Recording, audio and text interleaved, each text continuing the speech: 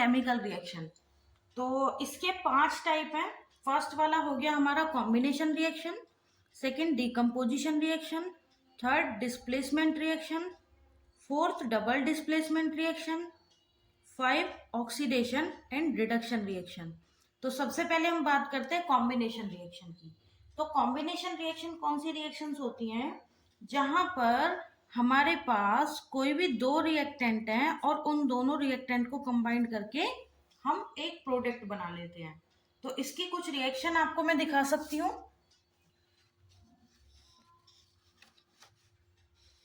जैसा कि आप देख सकते हैं, यहाँ जो एग्जाम्पल दिखाए हुए हैं वो कॉम्बिनेशन रिएक्शन के एग्जाम्पल दिखाए हुए हैं।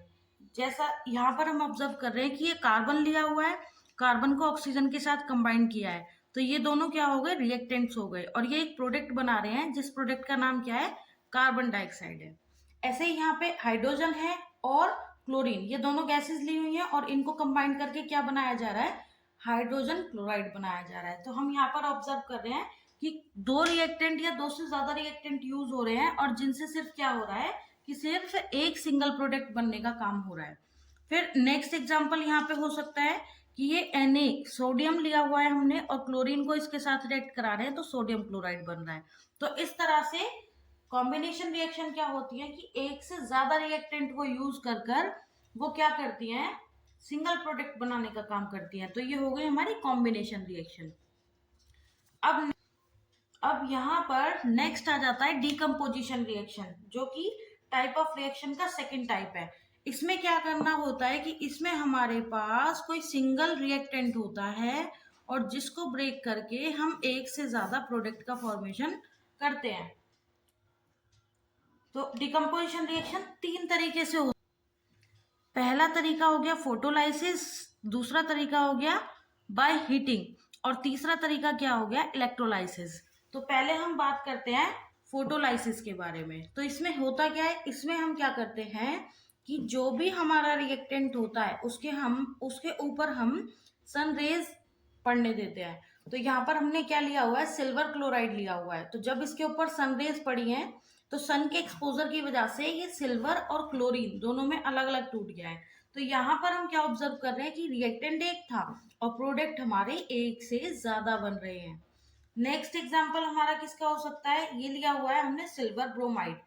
तो सिल्वर ब्रोमाइड की अगर बात करें तो यहाँ पर क्या हो रहा है कि जब हमने इसको सनलाइट एक्सपोजर दिया तो यहाँ पर सिल्वर अलग हो रही है और ब्रोमीन गैस जो है वो अलग हो गई है। तो यहाँ पर भी क्या फॉलो हो रहा है कि हमारे पास रिएक्टेंट तो एक है लेकिन प्रोडक्ट हमारे एक से ज्यादा बन रहे हैं। अब फिर आ जाते हैं हम सेकेंड टाइप पे। सेकेंड टाइप हमारा क्या है? बाय थर्मल डिकम्पोजिशन, मतलब कि हीट के थ्रू हम किसी चीज करेंगे। तो यहाँ पर क्या होता है कि वही एक रिएक्टेंट हमने लिया हुआ है कैल्शियम कार्बोनेट, इसको हम हीट कर रहे हैं और हीट करने के बाद हम ऑब्जर्व कर रहे हैं कि यहाँ पे calcium oxide plus carbon dioxide बन रहे हैं। तो रिएक्टेंट एक और प्रोडक्ट एक से ज्यादा। फिर नेक्स्ट आ जाता है फेरस सल्फेट। यहाँ पर हमने क्या किया है? एक ही रिएक्टेंट लिया है, इसको हमने हीट किया है। तो हीट करने के बाद यहाँ पर 3 प्रोडक्ट बन रहे हैं, फेरिक ऑक्साइड, सल्फर डाइऑक्साइड और सल्फर ट्राइऑक्साइड। और ये दोनों ही रिएक्शन जो है पेपर के लिए बहुत ही ज्यादा इंपॉर्टेंट है। तीसरे वाले टाइप पे चलते हैं। तो तीसरा वाला टाइप कौन सा हो गया? ये हो गया हमारे पास बाय इलेक्ट्रोलाइसिस। जो थर्ड टाइप का डिकम्पोजिशन है, इसमें हम क्या करेंगे? वाटर, यानी एक रिएक्टेंट है, इसको हम इलेक्ट्रिसिटी प्रोवाइड करेंगे और यहाँ पर क्या होगा कि हाइड्रोजन गैस और ऑक्सीजन गैस निकलेंगी। तो हम देख रहे हैं कि रिएक्टेंट तो एक है और प्रोडक्ट हमारे कितने बन रहे हैं? 2 बन रहे हैं। और किसकी मदद से बन रहे हैं? ये इलेक्ट्रोलाइसिस करने की वजह से हो रहा है, इलेक्ट्रिसिटी प्रोवाइड करने की वजह से। फिर सेकंड हो गया NaCl, सोडियम क्लोराइड। जब हम इसको इलेक्ट्रिसिटी प्रोवाइड करेंगे तो ये सोडियम प्लस क्लोरीन गैस में ब्रेक हो जाएगा। तो यहाँ पर इलेक्ट्रिक करंट के थ्रू क्या हो रहा है कि डिकम्पोजिशन रिएक्शन हमें देखने के लिए मिल रही है, ब्रेकिंग हो रही है किसी भी रिएक्टेंट की। फिर नेक्स्ट जो टाइप आ जाता है वो आ जाता है हमारा थर्ड टाइप, और ये थर्ड टाइप है डिस्प्लेसमेंट रिएक्शन। तो डिस्प्लेसमेंट रिएक्शन में क्या होता है कि हमारे पास एक तो होगा मेटल और एक होगा हमारे पास कोई कंपाउंड।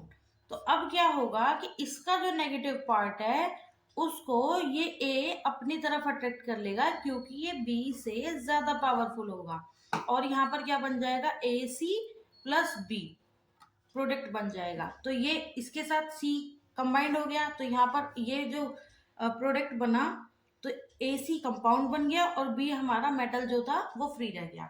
अब हम देखेंगे कि ए और बी की जगह पे हम कैसे कौन सी वाली मेटल्स को या किस चीज को यूज कर सकते हैं। तो उसके लिए हमें क्या करना होगा, हमें ये सीरीज तैयार करनी होगी। ये डिस्प्लेसमेंट सीरीज आपको दिखा रखी है मैंने, तो ये सीरीज दिखाई हुई है, ये इसकी मैंने यहाँ पे ट्रिक्स लिखी हुई हैं, ये एलिमेंट्स के नेम है और ये हो गए इनके सिंबल्स। तो जब भी क्या होगा कि हम इस सीरीज में नीचे की तरफ जाएंगे तो रिएक्टिविटी क्या होगी, डिक्रीज हो जाएगी, रिएक्टिविटी डिक्रीज होगी। और अगर हम इस चार्ट में इस टेबल में ऊपर की तरफ आएंगे सीरीज में, तो जब हम ऊपर की तरफ आएंगे तो रिएक्टिविटी हमारी क्या होगी, रिएक्टिविटी इंक्रीज होगी। तो अभी हम एक एग्जांपल लेंगे कॉपर सल्फेट और फेरस सल्फेट का। तो यहाँ पर क्या देख रहे हैं हम कि जो कॉपर है वो कहाँ पे एग्जिस्ट करती है, वो एग्जिस्ट करती है यहाँ पर, और हम देख रहे हैं आयरन कहाँ पे वेरी कर रही है, यहाँ पर।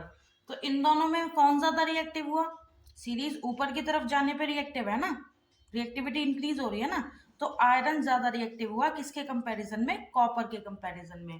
तो अभी हम देखते हैं कि किस तरह से ये रिएक्शन होगी। तो यहाँ पर हमने क्या लिया हुआ है, यहाँ पर हमारे पास कॉपर सल्फेट है जो कि ब्लू कलर का सॉल्यूशन है, और आयरन है। अब ये आयरन जो होगी ये ज्यादा पावरफुल है किससे, कॉपर से, क्योंकि अभी मैंने सीरीज में दिखाया आपको कि जो कॉपर है वो सीरीज में नीचे की तरफ आता है और जो आयरन है वो ऊपर की तरफ आता है। तो ये जो आयरन है ये क्या करेगा, ये आयरन इस कॉपर को इससे डिस्प्लेस करके SO4 के साथ जुड़ जाएगा और क्या बना लेगा, ये फेरस सल्फेट बना लेगा। और इसकी पहचान हमको कैसे होगी, मैंने आपको बताया था 5 कैरेक्टरिस्टिक्स बताए थे किसी भी रिएक्शन को पहचानने के लिए। तो वहां पर ये क्या कर रहा है, थर्ड वाले कैरेक्टरिस्टिक को फॉलो कर रहा है। पहले ये ब्लू कलर का था और फिर ये कैसा हो जाएगा, ग्रीन कलर का हो जाएगा। तो यहाँ पर FeSO4 अलग बन गया और जो कॉपर था वो सेपरेट हो गया। तो ये क्या हो गया, हमारी डिस्प्लेसमेंट रिएक्शन हो गई। एक और रिएक्शन इसी तरह से देखते हैं हम। तो यहाँ पर हमने क्या ले लिया, सिल्वर नाइट्रेट ले लिया और इसको हम कॉपर के साथ रिएक्ट करवा रहे हैं। तो अगर डिस्प्लेसमेंट सीरीज में देखा जाए तो सिल्वर और कॉपर कहाँ पे पड़ते हैं, कॉपर ऊपर है और सिल्वर कैसा है, नीचे है। तो सिल्वर लेस रिएक्टिव हुआ कॉपर से। तो यहाँ पर हम क्या करेंगे कि ये जो सिल्वर है कॉपर के साथ क्या करेगा, ये कॉपर मोर पावरफुल है किससे, सिल्वर से। तो कॉपर क्या करेगा, कॉपर NO3 के साथ कंबाइंड हो जाएगा और Ag को अलग कर देगा, यानी सिल्वर को अलग कर देगा। तो यहाँ पर क्या बन रहा है, कॉपर नाइट्रेट बन रहा है और सिल्वर हमारा क्या हो गया, अलग हो गया। तो ये हो गई डिस्प्लेसमेंट रिएक्शन। आई होप ये आपको समझ में आ गई होगी। अब हम आगे चलते हैं, फोर्थ वाला टाइप हमारा, तो ये हो गया हमारा double displacement reaction. Double displacement reaction में क्या होता है कि हमारे पास यहाँ पर दोनों ही क्या होंगे, कंपाउंड्स होंगे, लेकिन इस वाले कंपाउंड का जो मेटल है वो इसके नेगेटिव पार्ट के साथ, और सी यानी इस वाले मेटल का जो अट्रैक्शन है वो किसके, बी के साथ। और यहाँ पे प्रोडक्ट क्या बन जाएगा, AD प्लस BC। तो हमने देखा कि यहाँ पे जो मेटल्स थी उन्होंने आपस में एक दूसरे को इंटरचेंज कर लिया है नेगेटिव पार्ट के साथ। तो ये हमें कहाँ पे ऑब्जर्व होता है, ये डबल डिस्प्लेसमेंट रिएक्शन में ऑब्जर्व होता है।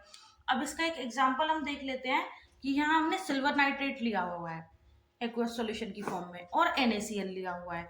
तो अब क्या होगा कि ये जो सिल्वर है ये किसके साथ, इस Cl के साथ कंबाइंड हो जाएगा, और ये जो नाइट्रेट है वो किसके साथ चला जाएगा, Na के साथ चला जाएगा। तो यहाँ पर हम देख रहे हैं कि सिल्वर क्लोराइड बन गया और सोडियम नाइट्रेट बन गया। तो ये क्या हो गया, डिस्प्लेसमेंट रिएक्शन हो गया। फिर आगे बात करते हैं नेक्स्ट रिएक्शन, जो कि पेपर के हिसाब से भी काफी ज्यादा इंपॉर्टेंट है, तो आप इस पे इंपॉर्टेंट लिख सकते हैं, इंपॉर्टेंट रिएक्शन है ये। तो अब हमने क्या किया कि यहाँ पे लेड नाइट्रेट लिया एक्वस फॉर्म में और क्या ले लिया, पोटेशियम आयोडाइड ले लिया। तो क्या होगा, ये आपका जो सेकंड वाला था फॉर्मेशन ऑफ प्रिसिपिटेट, वही वाली रिएक्शन है। तो यहाँ पर हम क्या देख रहे हैं, यहाँ पर देख रहे हैं कि ये जो पीबी वाला पार्ट है ये तो आई के साथ कंबाइंड हो जाएगा, ये पॉजिटिव पार्ट हो गया ना, मेटल वाला पार्ट हो गया, तो इसके नेगेटिव वाले पार्ट के साथ चला जाएगा। और ये NO3 जो कि इसमें नेगेटिव पार्ट है तो ये K के साथ चला जाएगा। अच्छा, अब हम क्या देख रहे हैं कि यहाँ पर तो लेड आयोडाइड बन गया और यहाँ पर क्या बन गया, पोटेशियम नाइट्रेट बन गया। तो ये जो लेड आयोडाइड है ये कैसा होगा, ये येलो कलर का होगा और यही प्रेसिपिटेट है। तो यहाँ पर हम देख रहे हैं कि दोनों मेटल एक दूसरे के साथ एक्सचेंज हो रही हैं और प्रोडक्ट का फॉर्मेशन कर रही हैं। तो ये भी क्या हो गया, डबल डिस्प्लेसमेंट रिएक्शन का एग्जाम्पल हो गया। आई होप ये आपको क्लियर हो गया होगा।